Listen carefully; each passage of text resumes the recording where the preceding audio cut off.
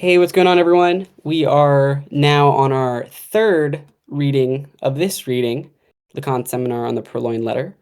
In the first reading, we sort of talked about the goal that Lacan has for this seminar, and his goal is to analyze what repetition automatism is, why it's important, how it happens, and he does so by using the story of the Purloined Letter.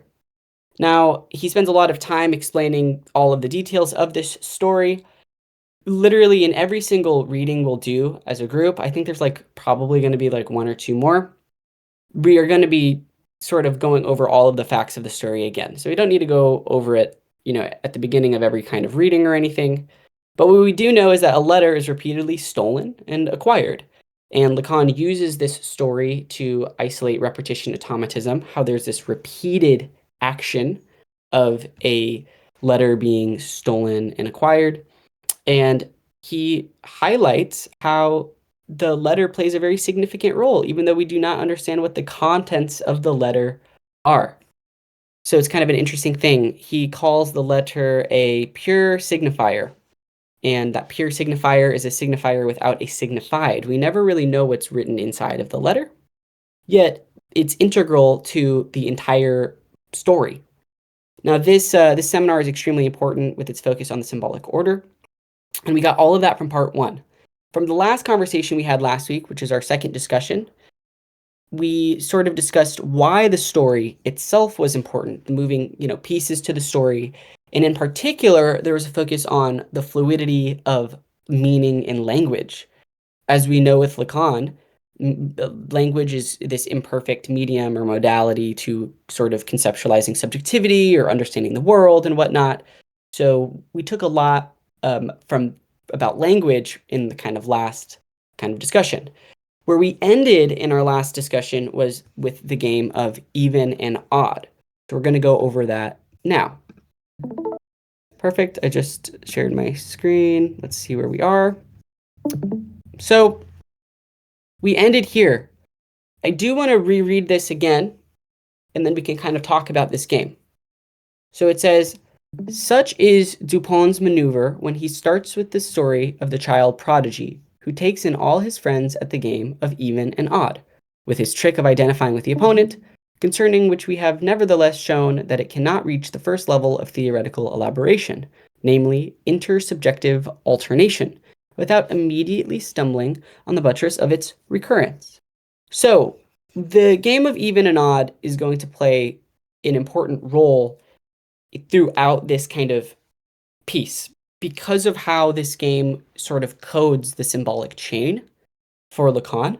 So with the game of even and odd, played by the child prodigy that Dupin references, the game itself has two players, sort of like rock, paper, scissors. On the count of three, they put out any number of fingers or no fingers. So for example, person A, on the count of three, and person A, we will name them even. Person B, we will name them odd. So person A puts out one finger, person B puts out four fingers, and then you add them together. So that's five, that's odd. So the person who is odd would get 1 point. And then you would keep repeating that for however long you wanted to play the game. So essentially, it's just both players set down a certain number of fingers, and then they count them to determine if the number is even or odd. And then the person, that's kind of it for the game. I don't think that was actually the way it worked in the story. I think there's a different variation of it. Sure. Do you want to take it? You want to explain it? I was just running upstairs quickly, so I'm a little out of breath because I was just sprinting. But from what I remember in the story, it's one person holds a certain number of marbles in their hand, and the other person guesses. There's not two people who are throwing out fingers, so it's just one way. Correct. I think from all of the things that I've from the literature that I've read and that I got from some of the Lacan server on Discord, the way that it's generally to kind of easily be discussed is through this game of even and odd, and I guess how it's normally played. But you are exactly right. It's weird. I read the Edgar Allan Poe story if like a month or two ago now, so I'm kind of forgetting some of the details. But yeah, I think you're exactly right here, Owen, that it is with marbles. But you can correct me if I'm wrong. It's functionally the same premise.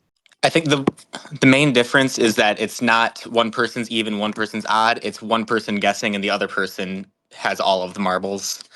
So it only goes in one way. Whereas I think Okay, what you're talking about is more like goes in two different directions, which isn't that important at where we are right now, but a little later once we get to the some of the diagrams and the introduction that comes in like 44, that it does become more relevant that it's sure, way. sure. I think what's important here, and I'm glad you bring that up. What's important here is with this intersubjective alternation where we have a character, in this case, the child prodigy. And the way that Dupin describes it is how this child is looking at the face of their opponent and sort of guessing what might they be thinking.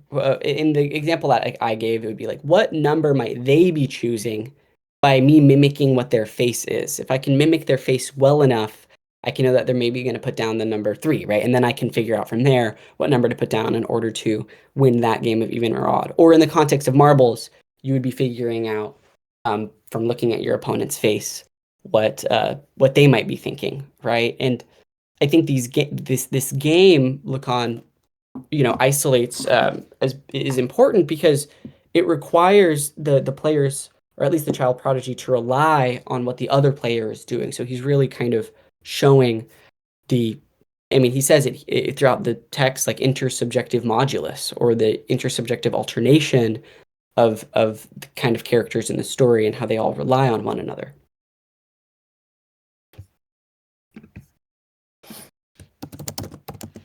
Okay.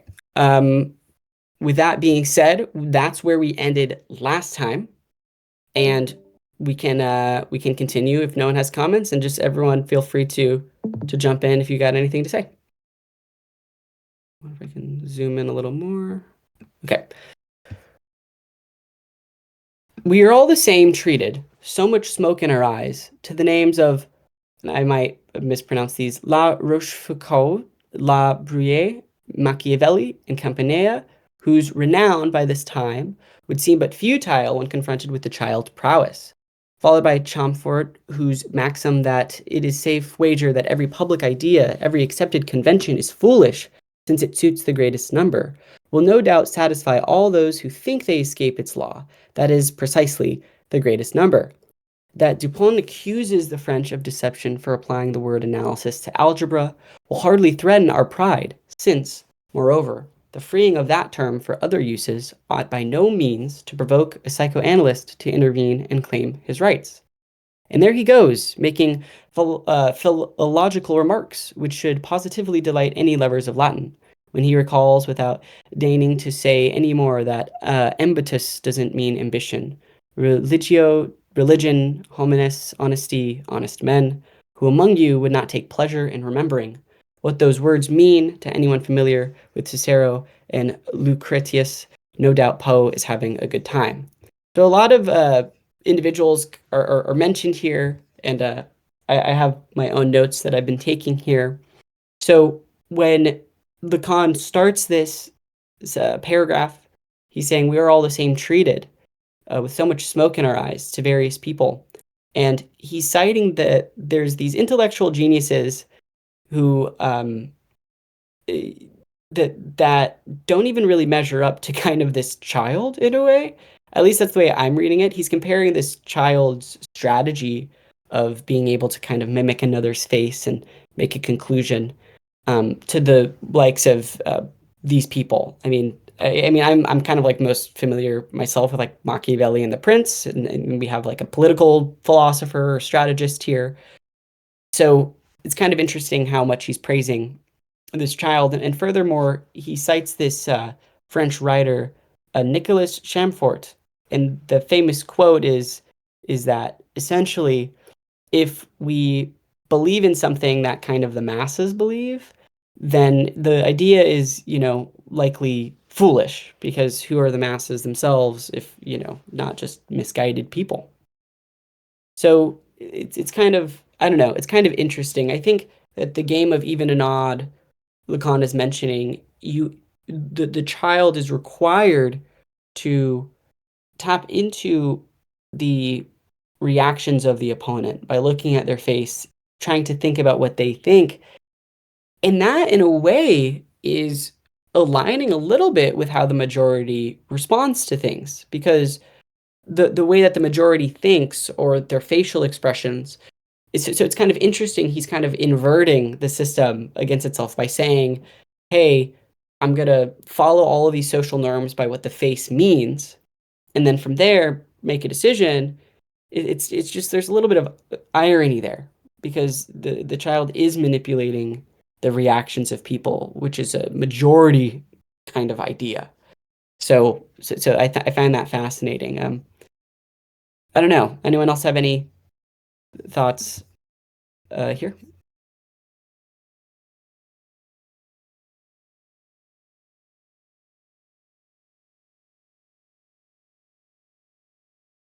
So, with that being said, he then moves on to talk about algebra.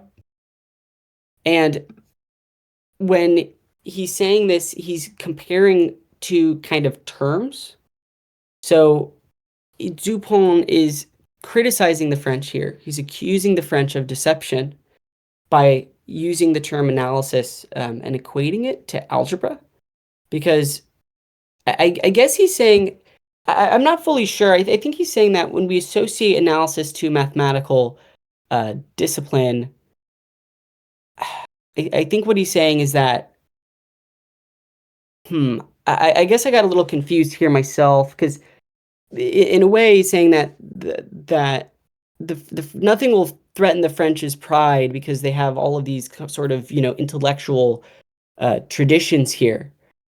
But it's interesting. I guess that the term analysis and algebra are particularly closely related, and Dupont is kind of saying that there's kind of a nuanced difference here, and Lacan may very well, by saying that a psychoanalyst, sorry, might intervene, he might sort of be saying that the fluidity of language plays a role here, or the flexibility of language plays a role here, as they're able to equate analysis and algebra, and maybe we shouldn't be equating those kind of words.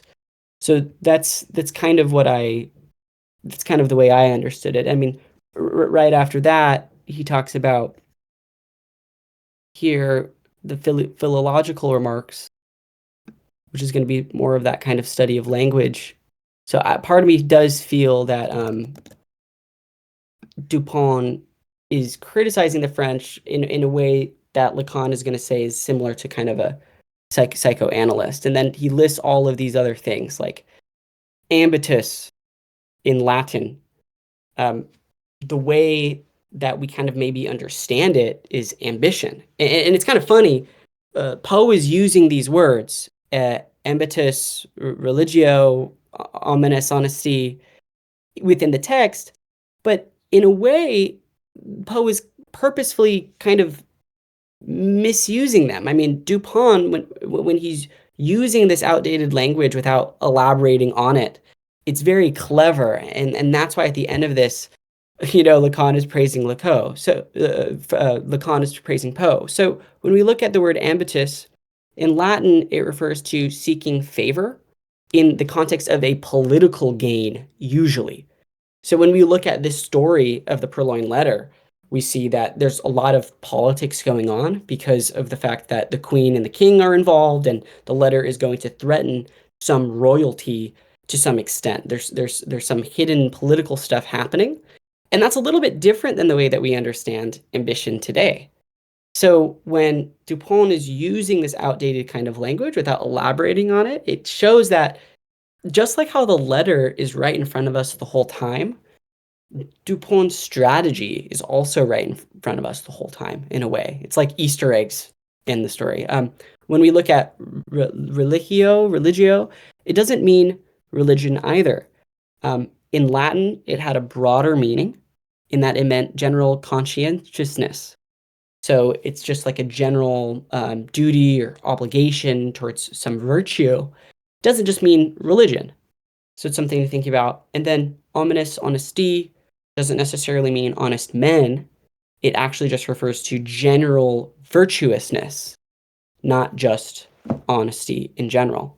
And in this story, we do see some of this kind of we see some of these virtues being overridden in a way, because we see that the queen maybe did something, or whatever the contents are on the letter implies someone may be doing something lacking honor, or the fact that the minister is able to steal the letter and potentially, the queen's privacy is on the line. Well, to threaten someone's privacy, that might not be very virtuous either. So it's very interesting that Poe is having a fantastic time here when Dupont is saying things like ambitus, religio, omnis honesty. When those words, when a normal kind of reader would read those words, wouldn't think much of it. But it's really isolating this kind of fluidity of language here, and especially when Dupont is talking to the prefect of police in the story, a lot of stuff is going over the prefect's head the entire time, right? There's some level of quote unquote imbecility to the prefect there. And again, I just find it interesting that the letter's right in front of us the whole time, in the same way that Dupont's language is. So if anyone wants to add on that, feel free. That's just the way I interpreted it. Sorry if it got confusing towards the beginning there. Um, I myself coming back to this. It's been a minute.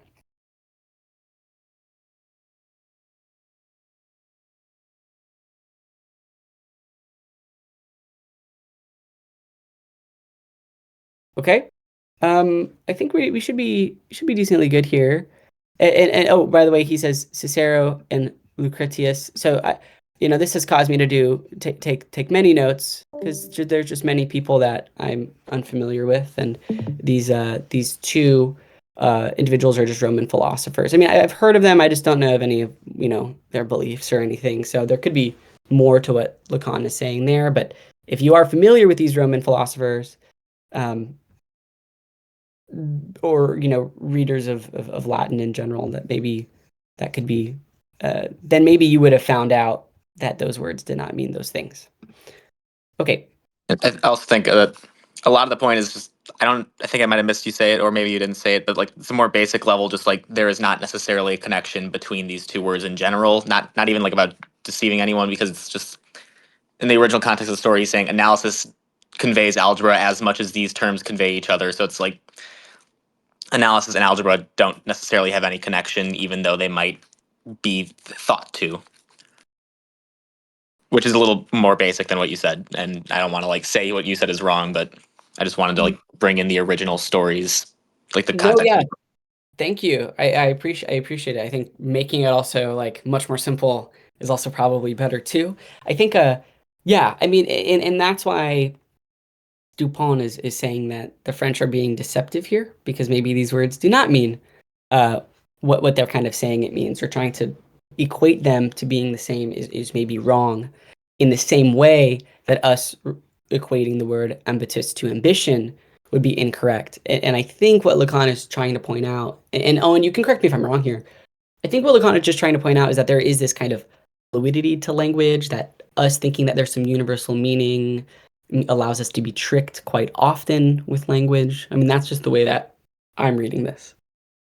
I think that's there. I think it's all, but also like the more simple thing that he's using to get to that is that because Dupont was criticizing the use of the word analyst analysis, Lacan wants to say like we're psychoanalysts and we can still use the word analysis, and then that's the starting point to get to where you're saying.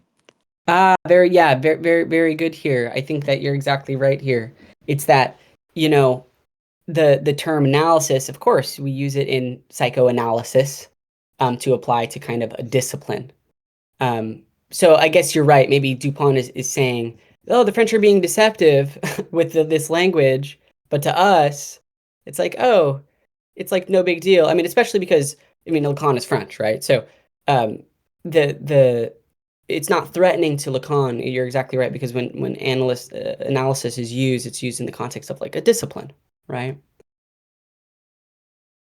So yeah, thanks for simply making that more simple. I think my notes on that were a little weak. I'm gonna I'm No, I gonna think go through everything. that part again. I think everything you said is good. I just wanted to establish that as like that is what leads to what you're saying, and like that's the broader point. Whereas like he's making a more specific point that implies that broader point. Right. Yeah, I'm actually noting that down right now in my personal thing. Okay, perfect. Yeah, thank you. That's perfect. All right, let us continue. But a suspicion occurs to us. Might not this parade of erudition be destined to reveal to us the key words of our drama? Is not the magician repeating his trick before our eyes without deceiving us this time, about divulging his secret, but pressing his wager to the point of really explaining it to us without us seeing a thing? That would be the summit of the illusionist's art, through one of the fictive creations to truly delude us.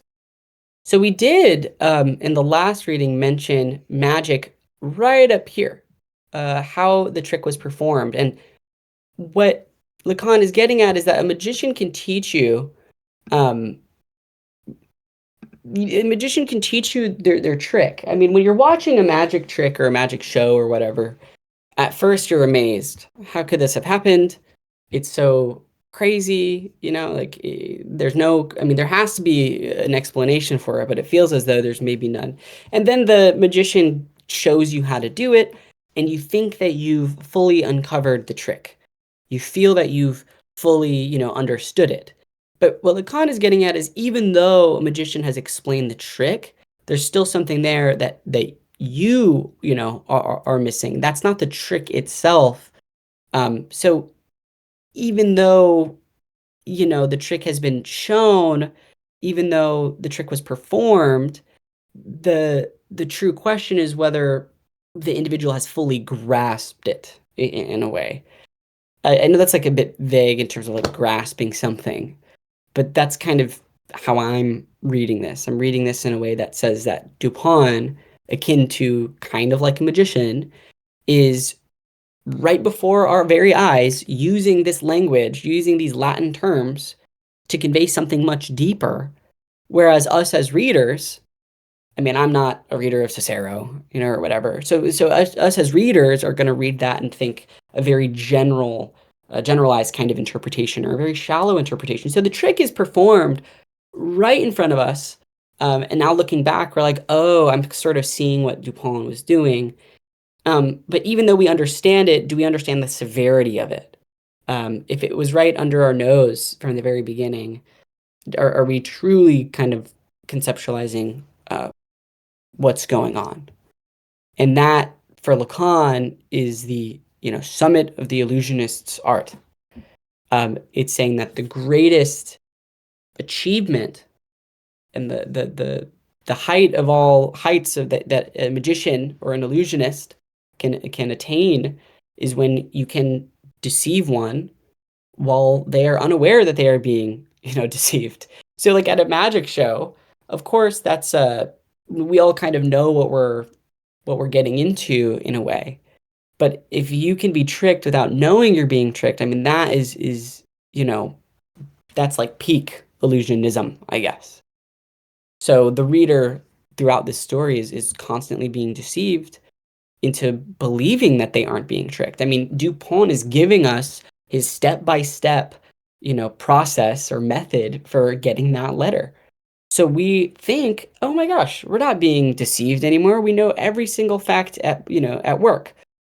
When in reality, I think what Lacan is getting at is that itself is the trick. It's that even though we think we know what's going on, we just don't. I was also kind of reading it as the inverse of that, where it's like he's not. There's nothing being hidden, and every maybe I'm misunderstanding you a little bit, but I'm seeing it as like there's nothing being hidden, but by nothing being hidden, it is hidden from us. Like the same way, like the letter's just left out, and that's why it's hidden is because we don't see it in its proper place or in the way we expect to see it.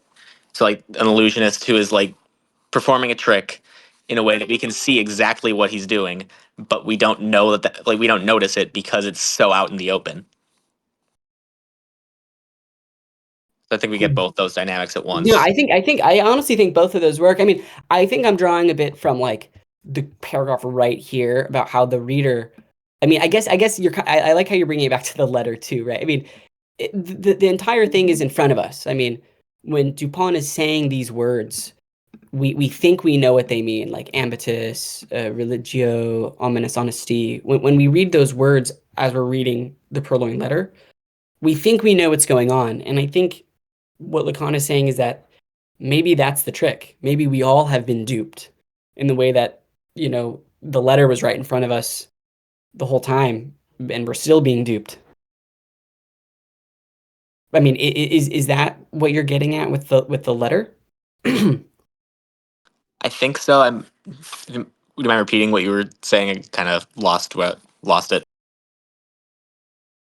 Yeah, well, no worries. I liked what you said because I guess I didn't really talk about like the letter itself. I mean, it's also interesting. There's just like a lot here. I mean, even at the end of the story, Dupin is like, "Oh, by the way, the letter's like right here, right?" So it's like right in front of us the whole time, really, like as the reader. Um, and maybe Lacan is doing a bit of praise by saying like, yeah, Dupin was able to, or Poe, right, was able to be the true illusionist here, and that was the summit. The summit of the art is through one of his fictive creations to truly delude us. I mean, using this fictional character to trick us all as we're reading the story. And I like what you're saying too about the letter there. We can continue.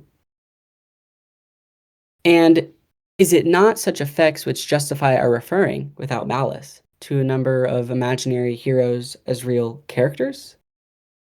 Maybe let's continue reading up to here as well. As well, when we are open to hearing the way in which Martin Heidegger discloses to us in the word aletheia, the play of truth, we rediscover a secret to which truth has always initiated her lovers, and through which they learn that it is in hiding that she offers herself to them most truly. Thus, even if Dupin's comments did not defy us so blatantly to believe in them, we should still have to make the attempt against the opposite temptation. So there's a bit going on here. I haven't read a ton of Heidegger, so when we get to that in just a second, if anyone has, feel free to chime in. I mean, I've only read the question concerning technology, or at least some like excerpts or chapters from that, but or whatever that main essay is a few years ago. But before that, to get to this kind of question really quickly, when Lacan is talking about imaginary heroes as real characters, I think what he's saying is that sometimes we, as an audience, when we watch something, and I'm thinking of an imaginary hero like Superman, like to be super easy, we maybe treat these figures as if they are almost um, uh, as if they are part of our history in a way, or part of our past, or part of this. Uh, I don't know necessarily how to put it. I think what Lacan is saying is that when we get tricked in this way, it's almost blurring the line between illusion and reality. So when we sort of just learn how to accept Dupin's method and not question it, and by the end of the story, we kind of praise Dupin for all that he has done, um, maybe Poe has then created an illusion to try and kind of convince all of us that maybe Dupin is just kind of this amazing detective, like in real life, in a way. Because especially because what Dupin is doing, it's not like he's doing some grandiose, stopping a subway train from like hitting an orphanage or something like Superman would. But I still think that there's this illusion here where Lacan is saying that this trick can kind of allow us to have this confusion of illusion for what reality actually is. So that's what I took from that question. I don't know if that's right though.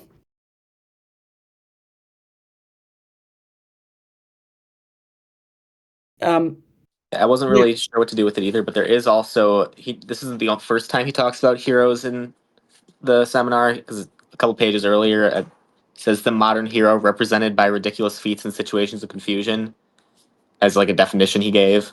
Mhm. I don't have anything to draw from that, but I figured it was worth mentioning that he like is coming back to that idea of heroes. Yeah, I'm glad you brought that up, and that might mean then that these imaginary heroes in these stories, I mean, they're being treated as real characters, and I'm wondering, I feel like there might be something he's doing here with the word imaginary and real too. Um, I'm not sure to the extent that he's referring to the registers. So, I mean, yeah, I'm not fully sure. Um, sorry, I also have been looking at the chat too much. Okay. So yeah, I agree. That's kind of what I take from it, at least. Okay. Now, when we get to this stuff about Heidegger, um, so this concept of aletheia, or I hope I'm pronouncing that correctly. It's so from my reading of the question concerning technology, I guess it's the opposite of in framing or Heidegger's idea of Gestel, um, which means a way of concealing truth. I think um, what aletheia means here is what is hidden can be revealed. So in Heidegger, when he talks about like in framing, I guess I like to look at it as like a kind of veil where we are kind of living life with this veil on. And that's this inframing. And with technology, everything from your phone to your shoe to a cup to a computer, all of it is taught and conditioned to us to be and have a certain meaning or a use. So everything ends up, you know, being kind of having this particular use, and we kind of have this calculative thought where everything we see has been kind of conditioned to us and we kind of have to follow those orders and norms. I guess aletheia might mean that what is hidden through that inframing has the ability to kind of uh, be revealed. So Lacan mentioning the lovers here, we rediscover a secret to which truth has always initiated her lovers. He is very much referring to lovers of truth, maybe philosophers in this way. And he kind of seems to be arguing that to truly understand what is true, you need to have an intimate relationship with it. And it says, hiding that she offers herself to them most truly. So learning about what is hidden here, or sort of like a lover in a relationship, learning and seeking to understand everything about the person that they love. So he's talking, he's just, I mean, this again seems to be talking about the trick at work, maybe, about how we can be very content with just kind of saying, yes, I understand the story. And I'm sure many people have read the Purloined Letter. And then after, it's like, oh, I understand what's going on. And then they never really get back to it. Whereas I think what Lacan is saying is when you have like a deeper interpretation, you're going to start to see all of these, tricks that have been played upon you as the reader, and to truly discover what they are and to understand the mechanics of things happening, that's something important.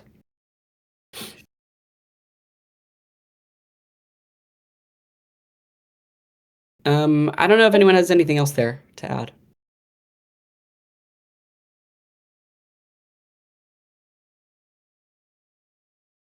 Okay. Then it says, thus, even if, well, we already read that part.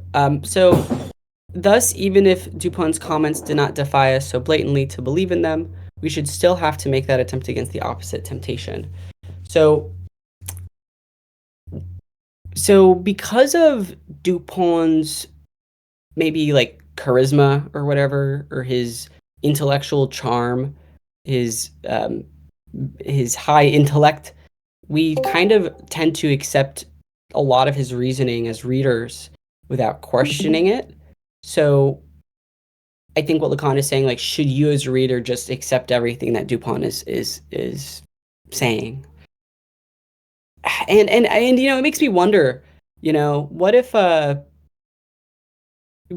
like, I mean, who knows? I mean, what if the minister and Dupont had a, like a partnership here, and they both knew that if they cooperated, they could get a cash prize or something, and maybe the minister was hiding the letter at Dupin's house the whole time or something, right? Like we don't really. I mean, I don't want to jump to like those crazy conclusions, but I think that maybe what Lacan is getting at is like we should be always questioning, when the trick is being revealed or something like that. I'm not sure how conspiracy theory Lacan wants us to go here with that line. We should still have to make that attempt against the opposite temptation.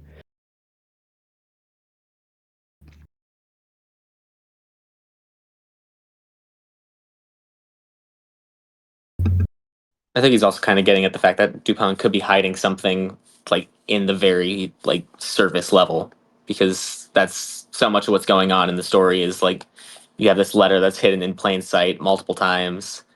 What if Dupin is hiding something like that rather than anything sort of like conspiratorial like you're talking about? It's just what if his logic itself is what is hiding something?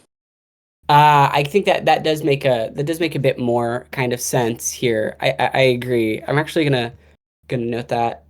I think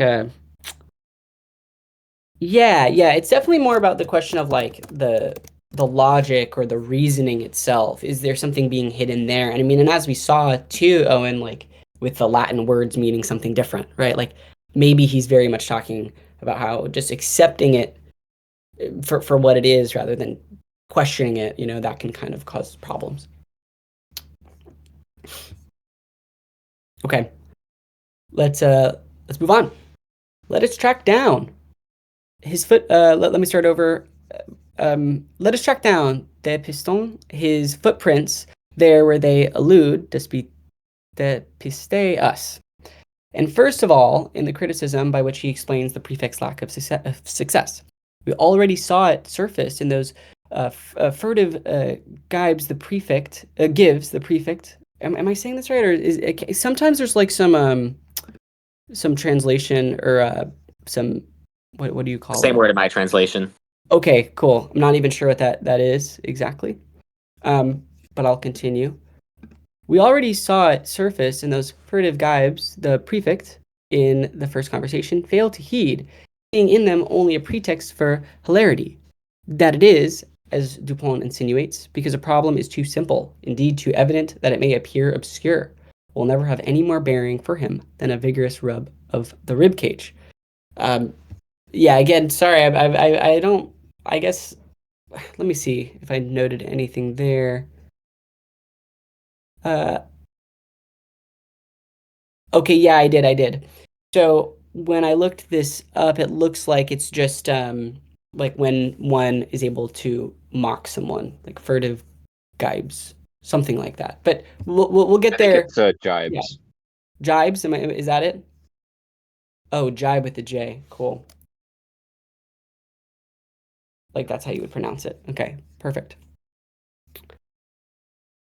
So when the French is used here, like de piston and de piste, I think he's doing a bit of a play on words here I because have he's a I don't want to interrupt you, but I have another translation that the English makes it more obvious, whereas okay. that Go for that it. translation didn't include it. It's let us thus detect his track where it throws us off track.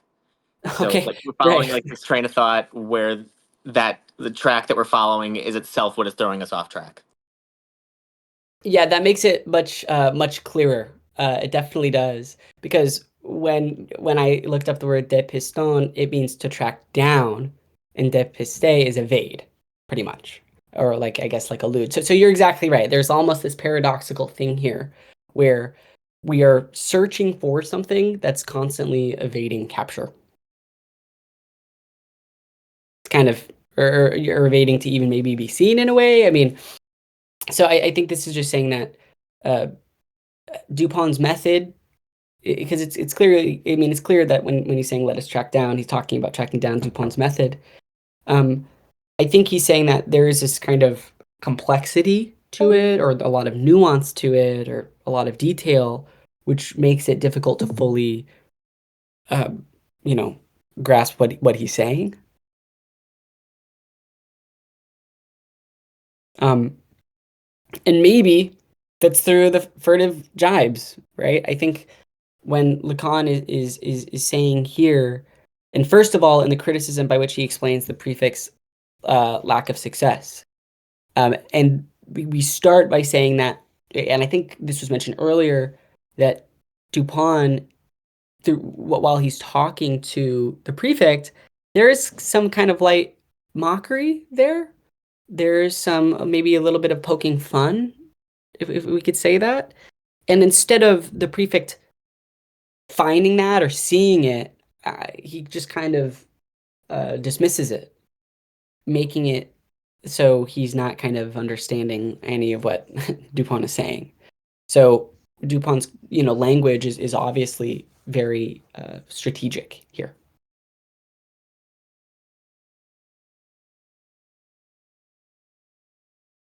And Dupont here continues because when Lacan is saying a problem is too simple that it may appear obscure, I mean, clearly when the prefect is explaining the methods used, Dupont is saying or believing that this is maybe, you know, this is maybe a bit odd. And when it says a vigorous rub of the rib cage, Lacan, I think, is implying that when one caresses someone or just touches someone on their rib cage, it's kind of a hardly noticeable thing, but kind of isn't. And maybe that's sort of the way that the situation, given the stolen letter, is also being presented. It's kind of hardly noticeable. At least that's the way that I'm seeing it. It's not something that is super kind of complex.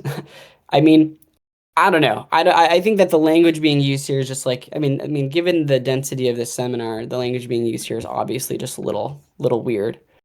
But that's what I got.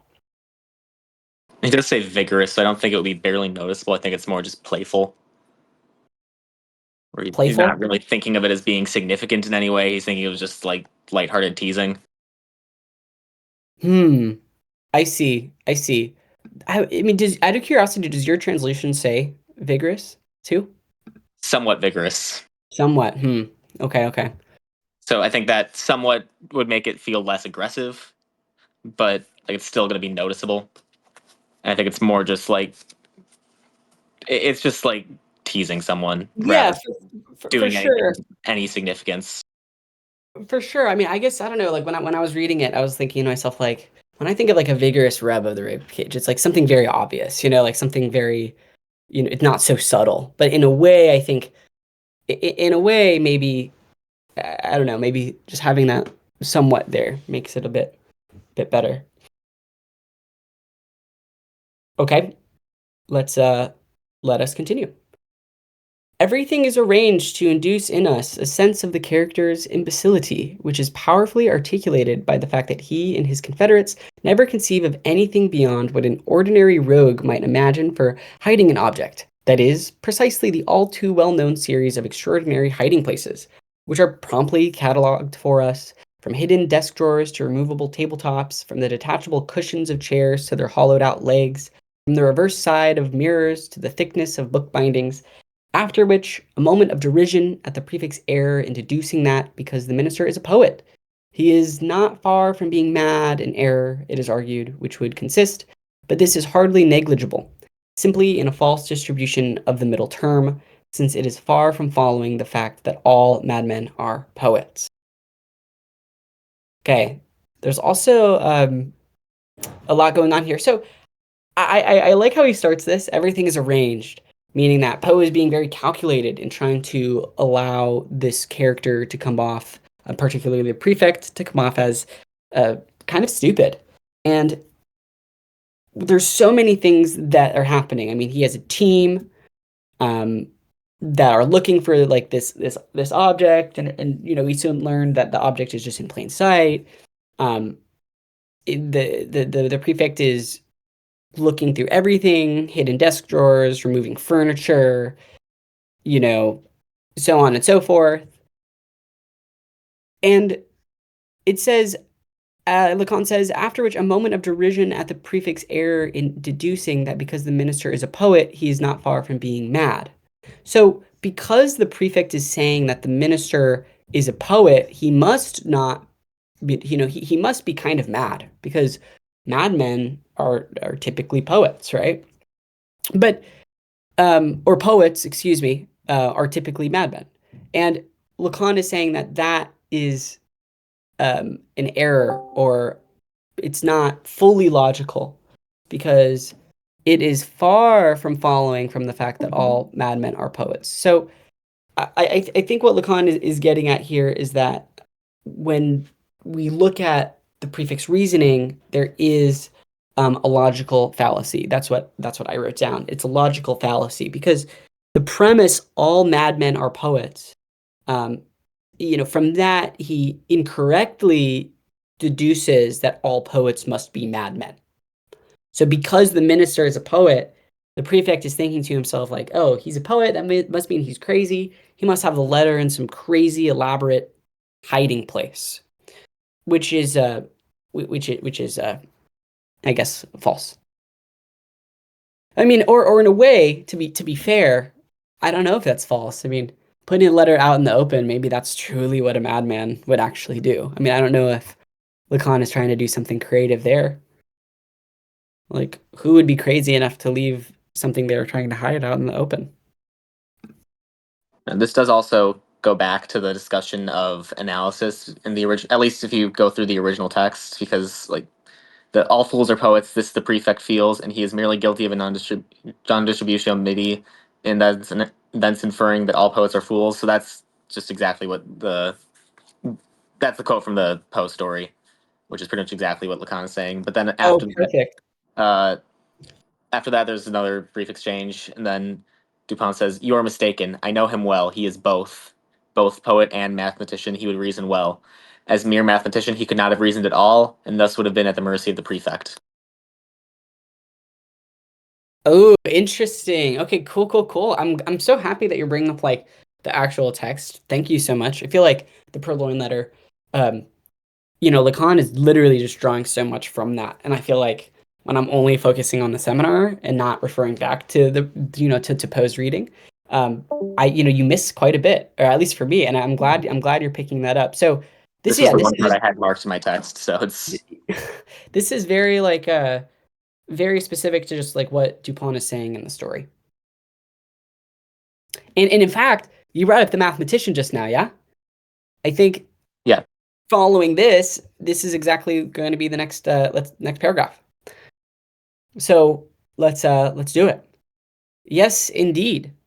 But we ourselves are left in the dark as to the poet's superiority in the art of concealment, even if he be a mathematician to boot, since our pursuit is suddenly thwarted, dragged as we are into a thicket of bad arguments directed against the reasoning of mathematicians, who never, so far as I know, showed such devotion to their formula as to identify them with reason itself. At least, let us testify that unlike what seems to be Poe's experience, it occasionally befalls us with our friend Rigue, whose presence here is a guarantee that our incursions into combinatory analysis are not leading us astray, to hazard such serious deviations, virtual blasphemies according to Poe, as to cast it to doubt that x2 plus px is perhaps not absolutely equal to q. Without here ever, we give the lie to Poe, having had to fend off any unexpected attack.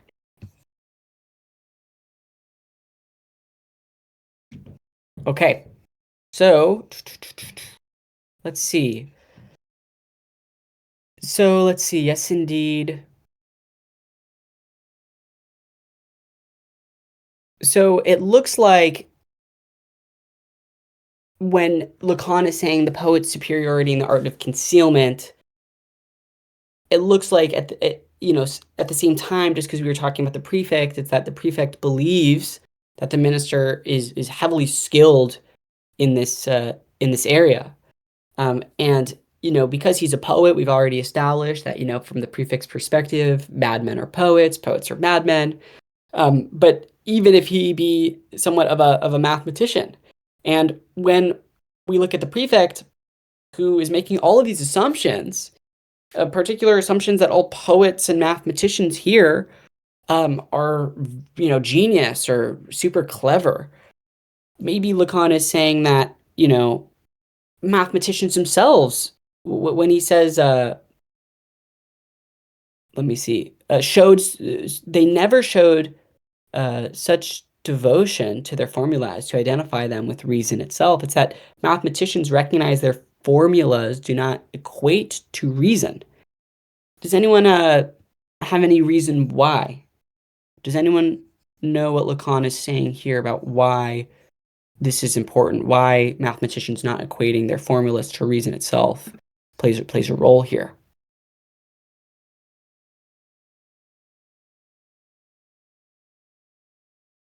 So part of me is thinking like when we take a mathematician and they have a formula and a formula, formula is getting the job done is what I kind of, just the way that I'm thinking about it is if the formula gets the job done, but that doesn't mean it's reason. And in the same way, when the minister hides the letter, I mean, that's just getting the job done, just trying to hide the letter. I'm putting it out, I'm assuming no one's going to find it, but that doesn't necessarily mean that that's all this, genius or cleverness or even reason itself. I mean, that's the way that I'm reading that. So my translation doesn't say reason itself. It says reasoning reason, which I don't know if that might be an important difference, but I thought it was worth pointing out because it has different implications. Reasoning reason. I'm trying to find. I have a French copy. I'm trying to find it, but the French pagination that my English copy has does not correspond to the French copy I have. So That's just interesting. Yeah, I'm not sure. I'm not sure. I mean, we all know. I mean, I think most of us here, considering like the server we're on, we all know that the word reason has a lot, a lot associated with it, right? So I think it's very important to point that out. Yeah, that's great. Now, when we get to kind of the second half of this, it looks like Lacan might be kind of criticizing Poe's approach, I guess. I mean, it looks like when he's saying, unlike what seems to be Poe's experience, um, let's look at our friend Riguet. I think that's how you say it, Riguet or something. Sorry, my French is terrible.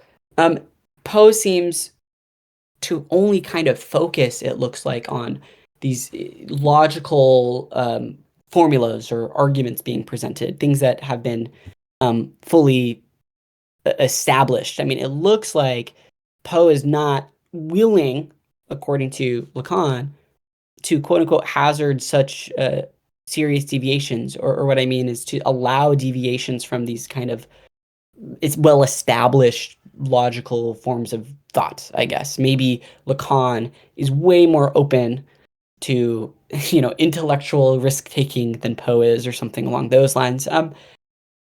Looks like Riguet is Jacques Riguet, a French mathematician, and supposedly, I just didn't see too much on him, to be honest.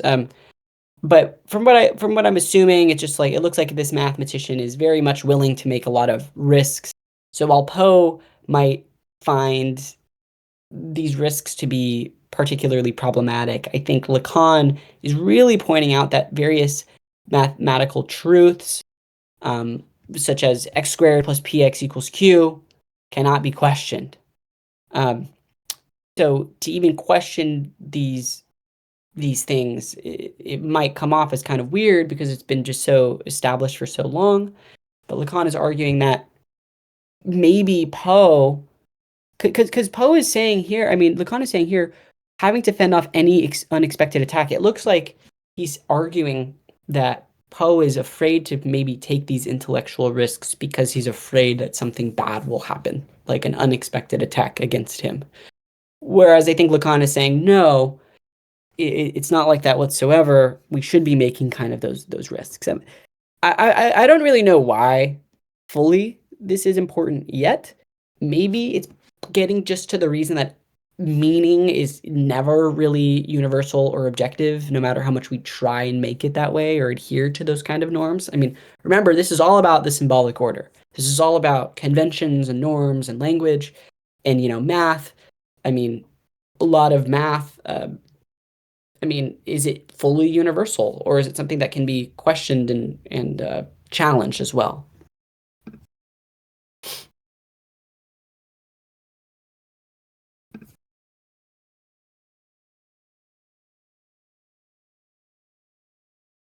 Okay, to continue, it is let me start over, is not so much intelligence being exercised than simply to divert our own from what had been indicated earlier as given, namely that the police have looked everywhere, which we were to understand vis-a-vis the area in which the police, not without reason, assumed the letter might be found, in terms of a no doubt theoretical exhaustion of space, concerning which the tale's piquancy depends on our accepting it literally.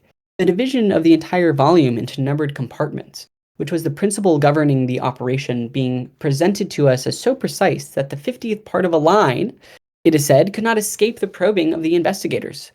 Have we not then the right to ask how it happened that the letter was not found anywhere? Or rather, to observe that all we have been told of a more far ranging conception of concealment does not explain, in all rigor, that the letter escaped detection, since the area combed did in fact contain it, as Dupin's discovery eventually proves.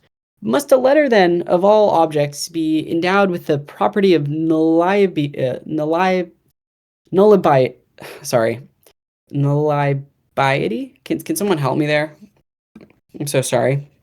There's a footnote with that, so the footnote at the end of the sentence is going to explain it a little bit. Perfect. To use a term which the thesaurus known as Roget picks up from the semiotic utopia of Bishop Wilkins. Okay, so let's see here.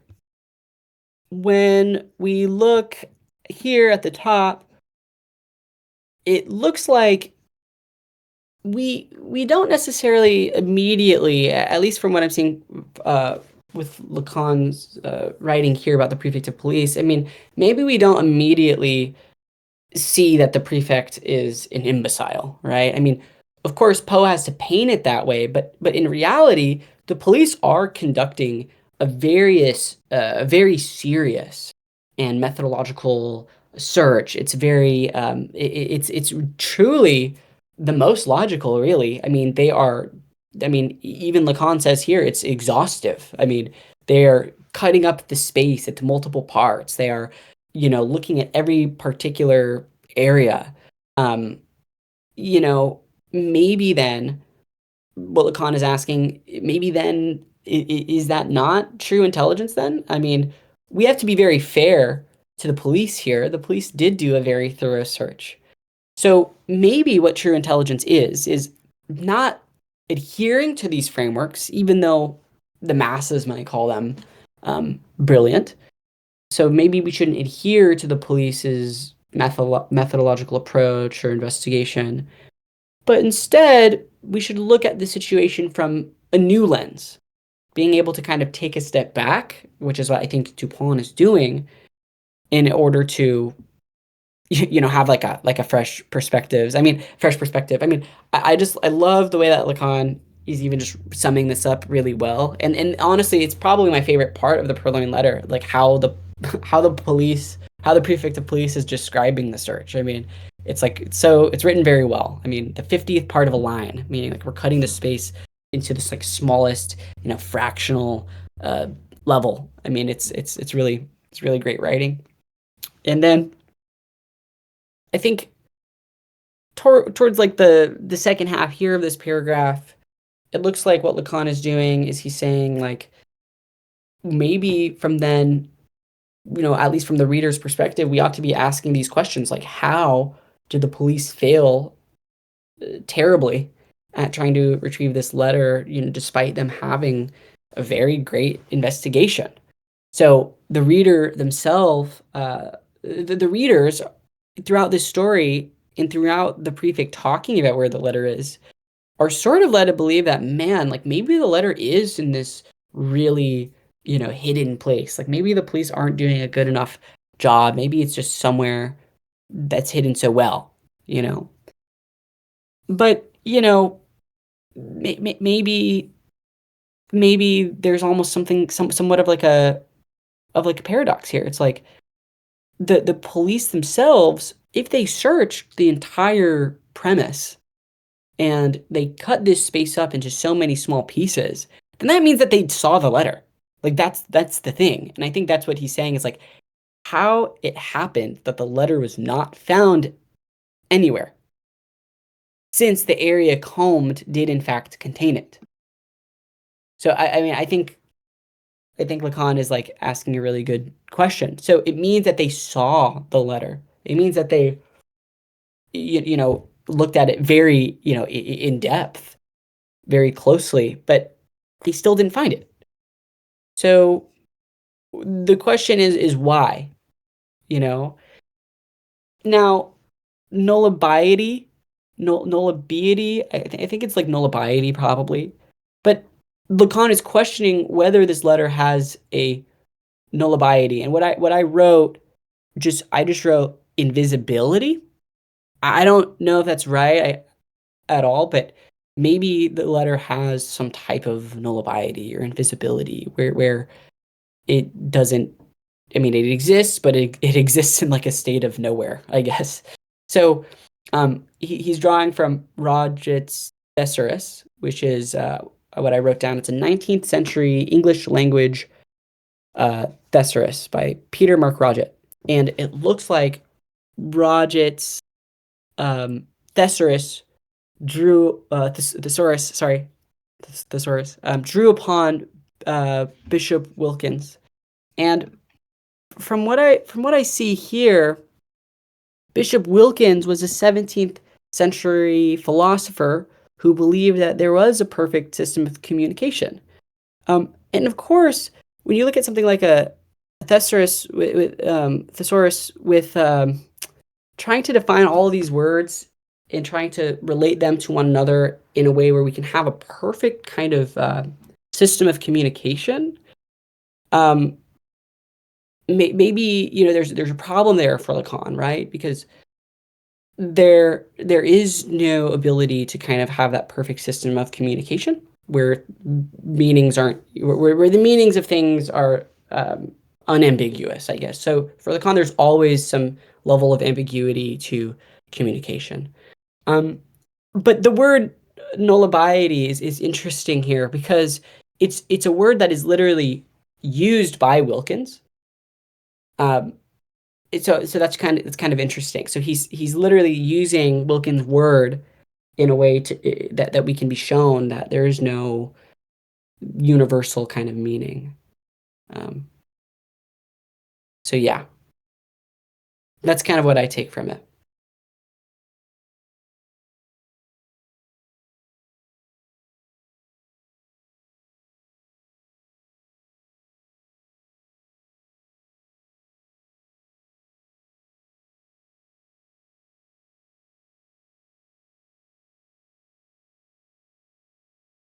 Hmm.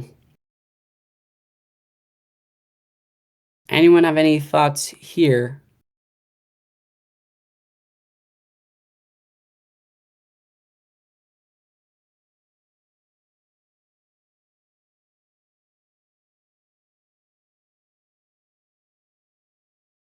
Okay.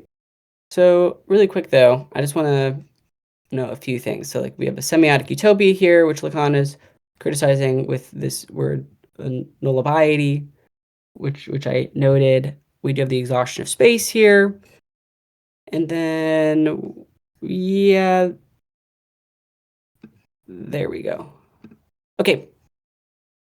And again, I apologize to anyone in advance for me butchering some words, like even general words, because just reading some notes here, maybe a little too fast, so I can also slow down. Okay, if we're good to go, let us continue. It is evident, a little too self-evident, that between letter and place exist relations for which no French word has quite the extension of the English adjective odd. Bizarre, by which Baudelaire regularly translates it, is only approximate. Let us say that these relations are singulars, for they are the very ones maintained by which with place by the signifier. Let me try and repeat that. Let us say that these relations are singulars, for they are the very ones maintained with place by the signifier.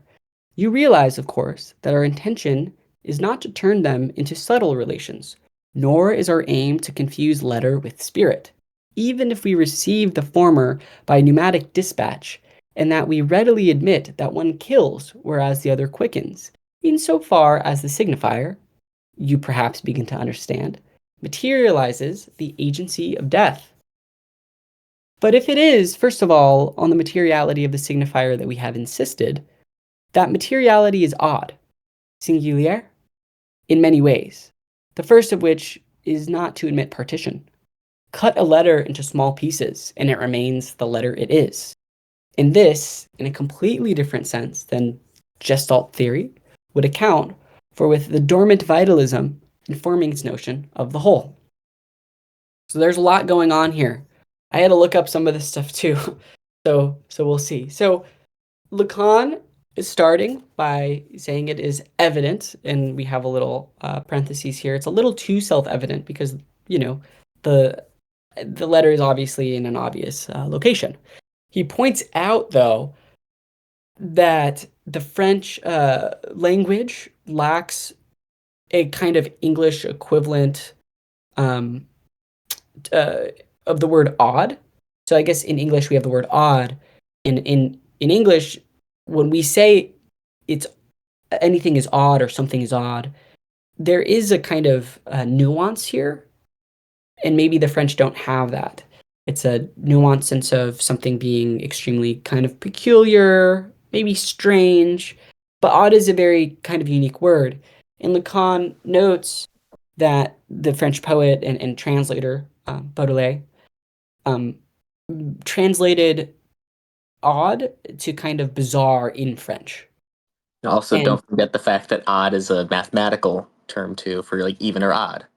Which I think he mentioned that later in the text, like towards the end. But like that, I think that is one of the things he's trying to get at too. I didn't want to interrupt you again, but I thought that no, was no, want to get that please before you moved interrupt on. me please interrupt me as much as you can. Okay, and let me ask you this. Why do you think that's important here?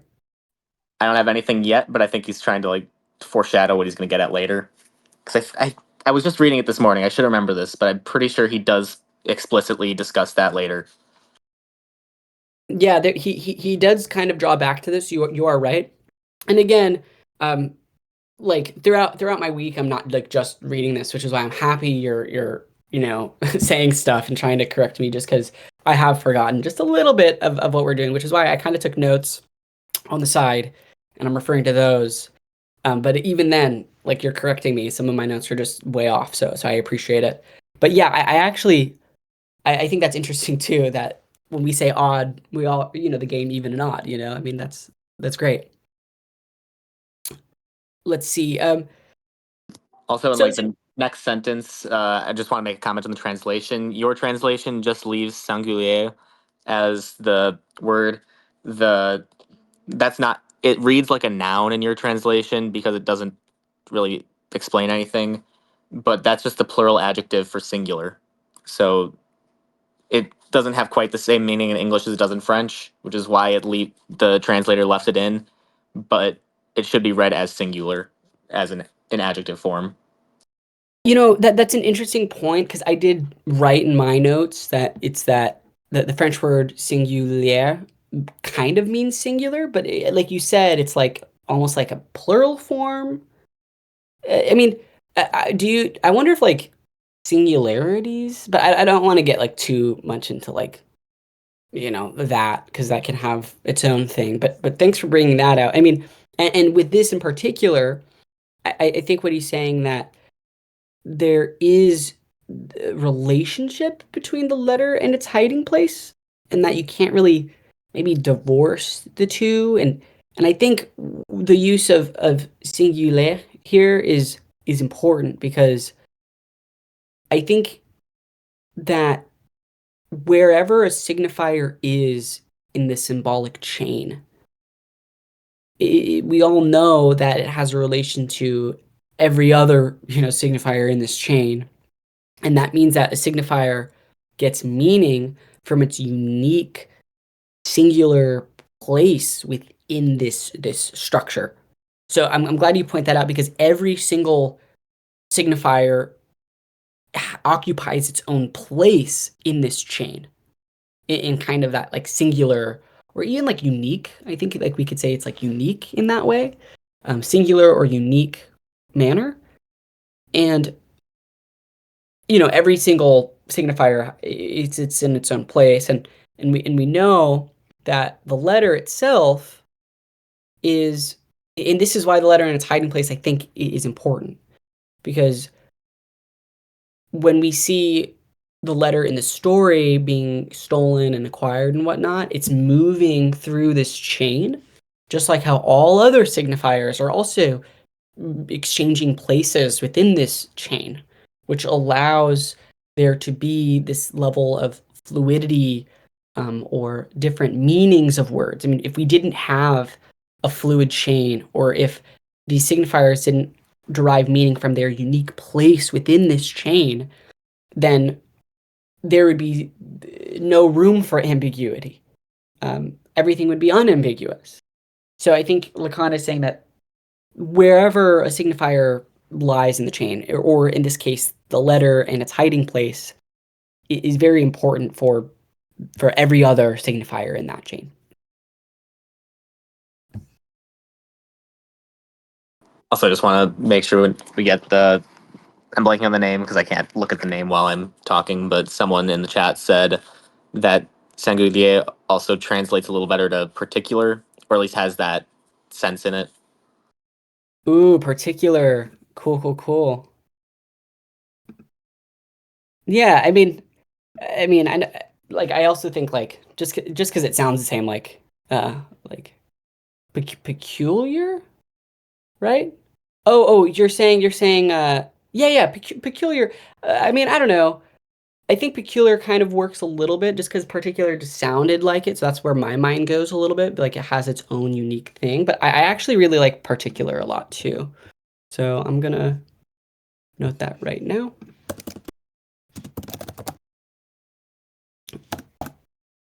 Okay. Yeah, thank you for that. Homomorphism. That's great. Good stuff. Now, this next one I had to like Google what like a pneumatic dispatch was, but before we get there, he's being very intentional with saying that we're not trying to have he says subtle, right? We're not trying to turn them into subtle relations. So I think what he's saying is the letter and its hiding place. It's not some vague or abstract thing in the same way that we don't want to confuse the letter and the spirit. So the letter refers to I guess like the physical or tangible forms of kind of communication. So like I'm thinking of like the physical kind of piece of paper or the words written on it, like the letters themselves. Whereas the spirit is kind of the intangible meaning. So like we all could receive the exact same text message right now. And that means that, the letters of it all is the same. But the spirit is going to be different for how we kind of communicate or interpret the meaning behind those words. So Lacan is trying to say, like, I don't want to confuse the difference between these two. We're not trying to blur the distinction between them. The distinction, we don't want to do that. And he kind of uses the term pneumatic dispatch to kind of explain how a letter is transmitted. And what that is, it's an old system where they sent letters via pressurized air tubes. So I think he's saying that a letter is very much part of a mechanical way to communicate. So it makes me think that when we look at the letter and the spirit, the pneumatic dispatch is kind of like that letter there being a very mechanical way to send things like a machine, whereas the spirit is less kind of quote unquote material, I guess.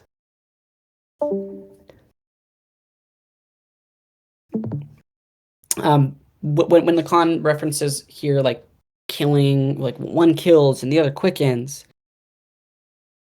I think what he's getting at is that I'm assuming he's following the same structure, so I'm assuming that the letter itself kills while the spirit quickens. So when we look at a letter or words, there's kind of this fixed meaning to it or a fixed interpretation, which would kill any sort of creative interpretation. When I think of that, I think of like textualism, like with judges analyzing documents or legal cases or the Constitution textually. Whereas on the other hand, I think that when it says the spirit quickens, I think that allows for more creative interpretations, maybe like interpretivism or something like that. Therefore, like quickening the meaning.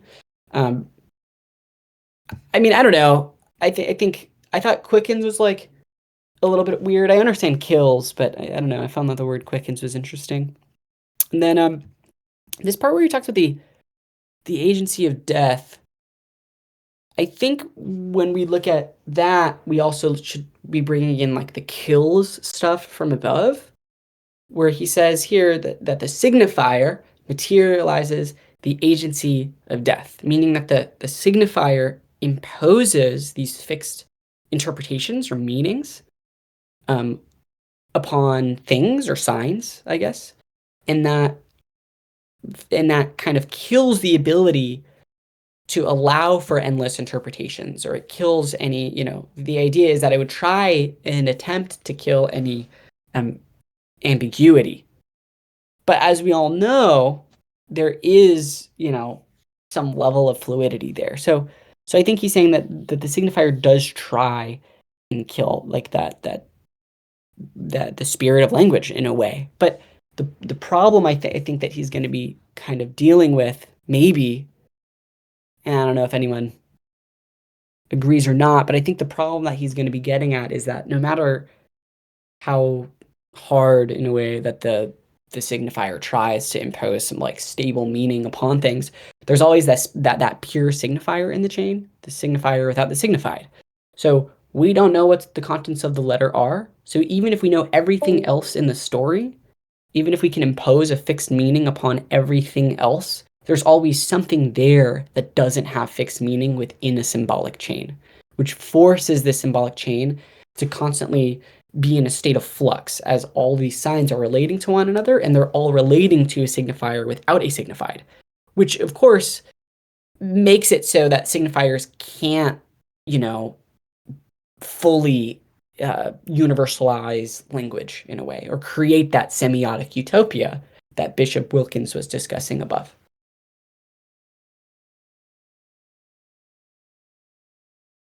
So, I mean, that's the way that I read it.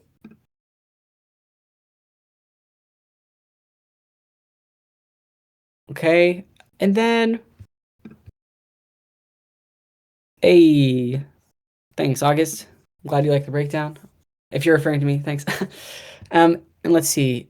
And then to end with the rest of this paragraph, when Lacan is discussing the materiality of the signifier, he is very much referring to the material aspects, like the physical aspects of language, and how that, and he does say it's a little odd. So he's explaining that he says that the materiality of the signifier, the material signifier, does not admit to partition, meaning that it can't be divided into smaller parts without losing its meaning. So the example that I like to give, it's like maybe like dog, right? We use that example from like the first one. It's like, okay, we have dog. Dog clearly signifies a specific animal, but if we split up the word into smaller pieces, we're not going to get dog without altering its meaning, right? Like OG is different, even if we split up, D and then OG, that's going to be a little bit different. So the materiality of it, of the signifier, if we do split it up, it's going to change its meaning completely, or it's going to lose meaning, really. So I think he's just trying to really emphasize that there's these kind of two layers. You have this letter and the spirit here. Let's see. Okay, and then he says, cut a letter into small pieces and it remains the letter that it is. So when we look at um, something being cut into various pieces, specifically the letter. And I don't know if he's saying letter in the context of like, you know, like there's so many ways that this could be, and we're gonna see later on that he's gonna say that letter as like, what do you call it, like a typographical character, or a letter as the letter in the story, or just a general written letter. I'm not sure, but all he's trying to say here is that if you break down a letter into small pieces, it still retains the identity of the letter symbolically.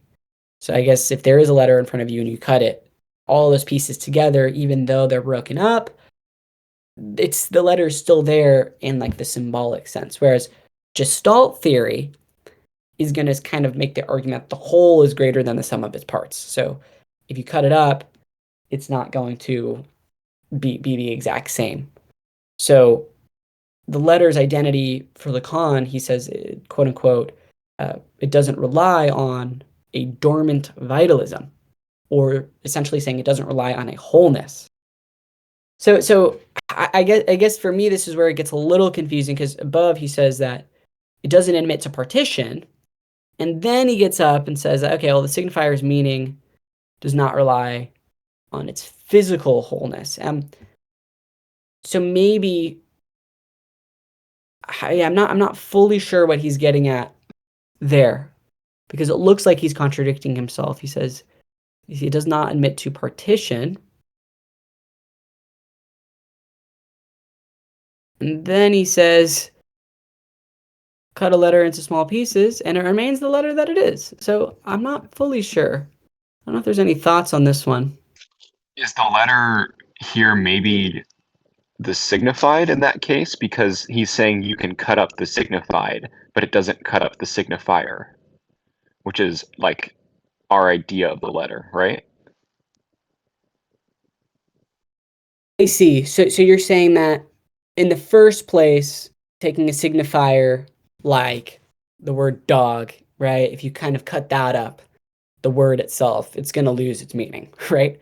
But I think what you're saying is like to take, I mean, not to sound grotesque, but to take like an actual dog and to cut it up, like you're going to still have a dog. Like, is like that what you're saying?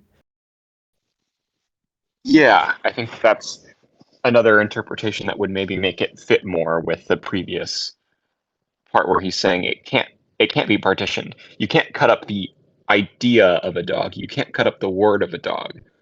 And even if you uh, when he's saying cut a letter, is he talking about like a letter that you write, or is that clearer in a different translation? See, I'm not exactly sure. Um, because right above here, where he's saying, because in this very paragraph he says, let's not confuse letter with spirit, right? And that's not referring to the letter in the story. That's referring to like letter in the context of like a fixed meaning of writing, and then the spirit being, the communicative or meaning making kind of aspect about how that there's a level of ambiguity with the spirit. So like if you received a letter that said, I love you, and I received a letter that said, I love you. Well, Lacan is saying, don't confuse the two. I mean, the words are there. Those are very strict words. They have very particular meanings, but the spirit means that when you and I read it, we can have a different way of relating to it. And then, he's getting up and saying, cut a letter into small pieces and it remains. I mean, I'm not fully sure if like that's the letter that he's referring to here.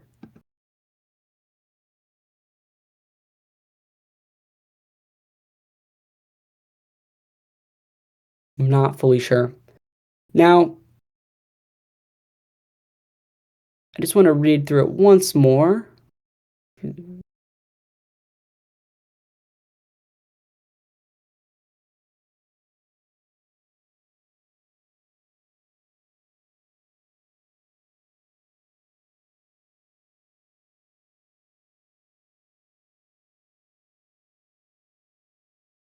I think maybe, hold on here. I think maybe I could have misinterpreted it here, because it says, but if it is first of all on the materiality of the signifier that we have insisted, The materiality is odd, the first of which is not to admit partition. So maybe when it says not to admit partition, that means that when a letter is cut into small pieces, it remains the letter it is. So maybe I read it backwards. Like maybe if you do cut the word dog into various pieces, you still have a D, an O, and a G, which can be still understood as dog. So maybe that's kind of what he's saying, but I'm not fully sure. However, this could be a great place to kind of have a break. Yeah, I'd love to go over this with other translations to see what me too. I just wanted to see something really fast. Yeah, this is actually a pretty good place. Yeah, this is actually a perfect place to stop here because now we're getting to. I just want to read really more. Technically, this one would be, but actually, I do want to wait. So we're perfectly stopping where the footnote 9 is, or the end note number 9 is. So we will get back to this and find an answer to this question. So I will make sure to mark that down.